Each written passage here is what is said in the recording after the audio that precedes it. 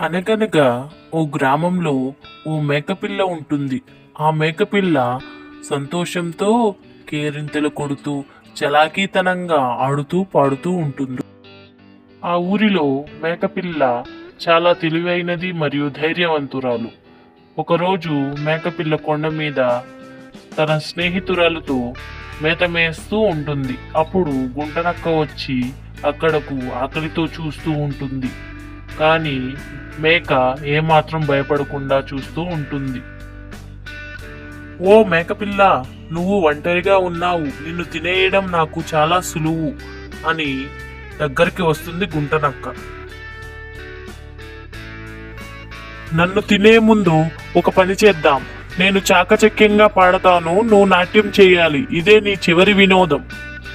పద పద.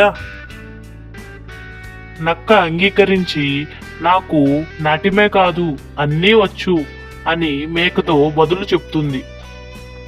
నా అంత తెలివైన వారు ఎవరూ లేరు.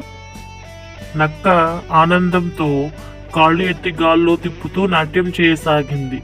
నాట్యం చేస్తూ చేస్తూ ఇంకా ఆనందంతో కేరింతలు కొడుతుంది. ఆ సమయంలో అక్కడే ఉన్న గొర్రెల కాపరి వచ్చి నక్కను చూసి కర్రతో తరిమి తరిమి కొడతాడు. మేకపిల్ల సంతోషంగా గొర్రెల కాపరితో నవ్వుతుంది. బుద్ధి ఉన్నవాడు బలవంతుడిని కూడా జయించగలడు.